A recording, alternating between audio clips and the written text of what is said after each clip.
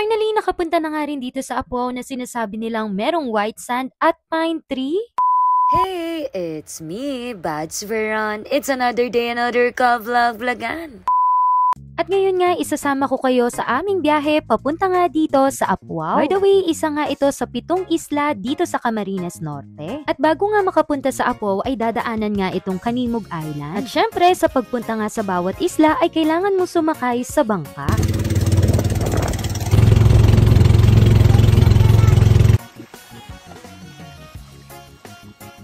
And finally, nandito na nga tayo sa Apua at maraming salamat po sa father-in-law ni Tita Dayanara. At syempre, ang unang-unang gagawin natin ay kailangan umaura na tayo.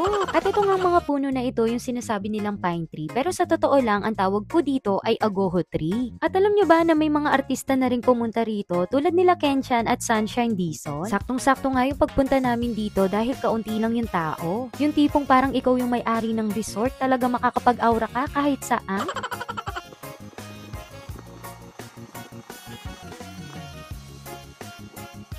At grabe, ito talaga yung sinasabi nilang makakapag-unwind ka, yung makakapag-isip ka, makakapag-relax ka. At kahit summer nga, hindi mo mararamdaman yung init dahil nga sa mga puno rito. At isa pa nga, napakalawak nga ng lugar na ito. At sa totoo lang, kung babalik nga ako sa Bicol, isa nga ito sa mga isla na babalikan ko. At kung ano man yung nakikita nyong kulay ng dagat, yes po, totoo po yan at walang filter. By the way, marami na nga nagtataka sa akin kung ano nga ba ang gamit kong camera dito o bakit umaabot sa ganito kataas. Akala nga ng iba gumagamit ako ng drone dito pero yung totoo iPhone lang po. Pagkatapos naka 0.5 lang po ito at may gamit rin akong tripod. At syempre kailangan natin ng taong tagahawak ng tripod at maghahabol sa atin. At dahil nga sa ganda ng view, hindi ko alam kung anong gagawin ko kundi umaura na lang ng umaura. At dito nga sinisilip-silip ko na ang dagat at pinag-iisipan ko nga kung maliligo na ba ako. Pero grabe lang ha, sobrang linaw ng tubig. Pero bago nga ako maligo sa dagat, sabi ko iikutin ko na muna itong lugar. At banda nga dito ay palaisdaan. At banda nga rin dito nagustuhan namin yung view. At ito na nga, nagtapisaw na ako sa dagat pero syempre hindi maaalis yung magpapapicture na muna tayo. At ito lang ang sasabihin ko ha, there's nothing wrong with taking a break. At gawin mo yung mga bagay na gusto mo. Minsan hindi natin kailangan maging super productive every single day. Dahil minsan, pahinga lang talaga ang kailangan natin. Pwede kang manood ng movie, mag-beach, maghapon na nakahiga, kumain ng paborito mong pagkain, and that's okay. You're not lazy, you're just human. And we deserve rest without guilt. Because resting, doing the things that make you feel alive, is not a waste of time.